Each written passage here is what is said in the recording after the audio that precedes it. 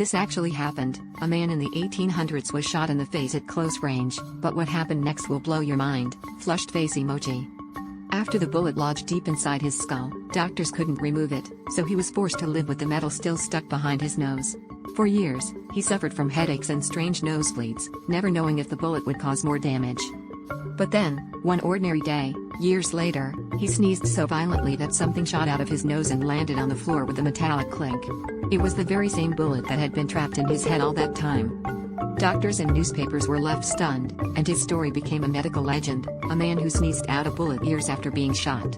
Just imagine sneezing and finding a piece of your past right there in your hand.